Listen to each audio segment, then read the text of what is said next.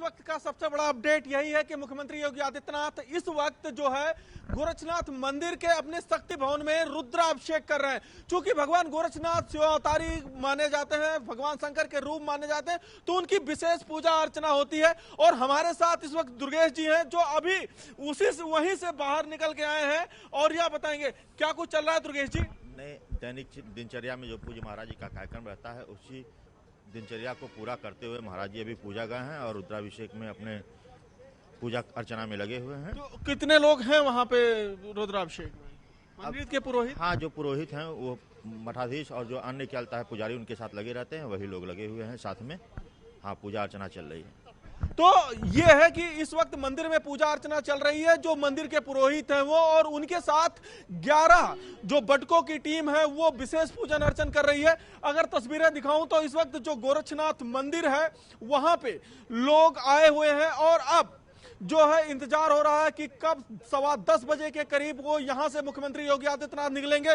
चूंकि वो अपने कक्ष के ऊपरी तल पे मौजूद हैं और वहीं पे पूजा पाठ कर रहे हैं, वहीं पे लोगों से मुलाकात कर रहे हैं। जो हमारे सूत्र ये बता रहे हैं कि आज मुख्यमंत्री योगी आदित्यनाथ अपना जो नामांकन पत्र है वो 2 सेटों में दाखिल करेंगे और उसकी भी तैयारी कर ली गई है। यहां पे जो उनके कानूनी सलाहकार हैं, जो लोग हैं, उन्होंने कागज पत्र पूरी तरीके से तैयार कर रखा है और अब मुख्यमंत्री 10:15 बजे के करीब यहां गोरखनाथ मंदिर परिसर से निकलेंगे और सीधे गोरखपुर एयरपोर्ट जाएंगे, जहां पे गृह मंत्री अमित शाह को रिसीव करेंगे। उसके बाद वो और धर्मेंद्र प्रधान, अमित शाह, मुख्यमंत्री योगी आदित्यनाथ, सभी लोग एमपी इंटर कॉलेज के मैदान में पहुंचेंगे और वहां पे अपने कार्यकर्ताओं को संबोधित करेंगे। इसी दौरान जो शुभ मुहूर्त 11:30 बजे के बाद निर्धारित किया गया है, उस दौरान वो कलेक्ट्रेट के लिए वहां से रवाना हो जाएंगे। कलेक्ट्रेट में नामांकन दाखिल करेंगे और फिर रैली स्थल पे आके रैली को पूरा करेंगे। उसके बाद फिर जनसंपर्क का कार्यक्रम है। जी बिल्कुल, सांसद के तौर पर तो गोरखपुर में काफी दिनों तक रहे, पहली बार विधानसभा चुनाव लड़ रहे हैं, अब विधायकी के लिए आज नामांकन होना है। अमित हमारे साथ कलेक्ट्रेट परिसर से जुड़े। अमित, कब तक वहां पर पहुंच जाएंगे और किस तरह की तैयारी वहां पर आप देख पा रहे हैं?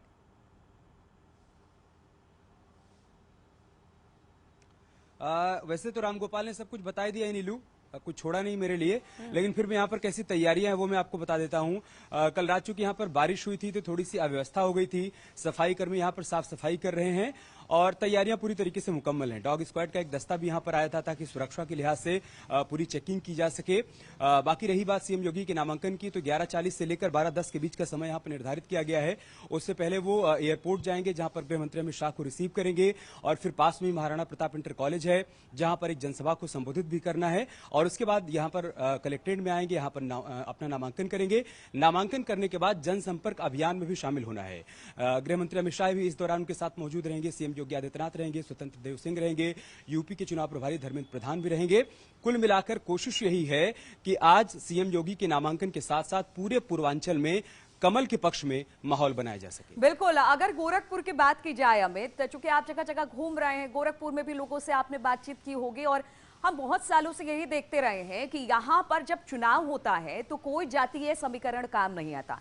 यहाँ पर गोरक्षनाथ पीठ और महंत आप आदित्यनाथ की बात की जाए, उनका नाम निकलकर सामने आता है। यानी आस्था गोरखनाथ पीठ से है और आस्था योगी आदित्यनाथ में है। चाहे कोई भी पार्टी हो, कोई भी समीकरण हो, ध्रुवीकरण हो, लेकिन यहाँ पर कोई चीज काम नहीं आती है। हमें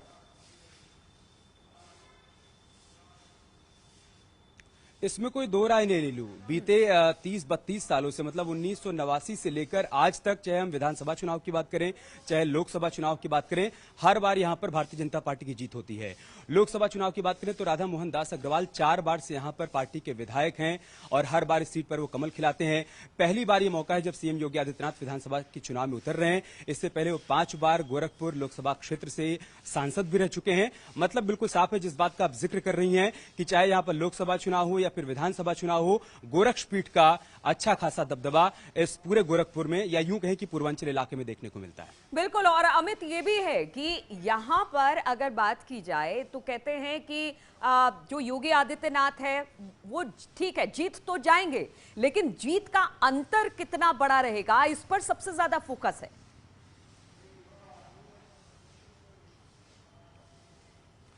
वो अंतर तो बड़ा रहने वाला है नीलू। उसका कारण यह कि 2017 के विधानसभा चुनाव में राधा मोहन अग्रवाल को लगभग 54% वोट यहां से मिला था। हालांकि तब मोदी लहर भी थी, लेकिन हर बार ये देखने को यहां पर मिलता है कि हार जीत का अंतर लगभग डबल का होता है।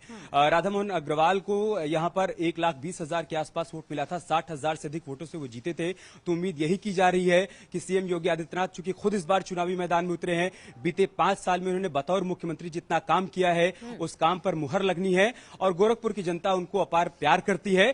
तो जाहिर सी बात है कि एक बार फिर से रिकॉर्ड मतों से उनको जिताकर लखनऊ भेजने का काम करेगी। ये भरोसा भारतीय जनता पार्टी में भी है, सीएम योगी आदित्यनाथ में भी है और यहां बीजेपी के जितने समर्थक और कार्यकर्ता हैं उनके भीतर भी ये भरोसा देखने को मिल रहा है। बिल्कुल, रामगोपाल भी हमारे साथ जुड़े हुए हैं गोरक्षनाथ मंदिर परिसर से। रामगोपाल, जिस तरह से मैं अमित से पूछ रही थी कि यहां पर सारे समीकरण फेल हो जाते हैं, बात जब गोरक्षनाथ पीठ और वहां के महंत यानी योगी आदित्यनाथ से जुड़ती है तो कहते हैं कि जो आस्था है वो इन सब पर हावी हो जाती है।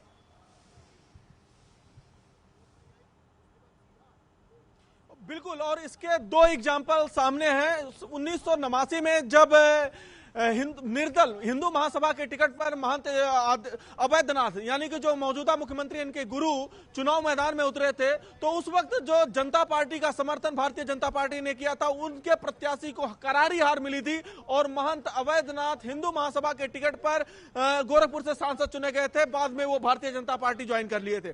इसी तरीके से 2002 के विधानसभा चुनावों में भारतीय जनता पार्टी की तरफ से तब कल्याण सिंह सरकार के मंत्री रहे शिव प्रताप शुक्ला को टिकट दिया गया था और उनको चुनावी मैदान में उतारा गया था और उनके खिलाफ मुख्यमंत्री योगी आदित्यनाथ ने हिंदू महासभा के टिकट पर राधा मोहन दास अग्रवाल को चुनावी मैदान में उतार दिया था।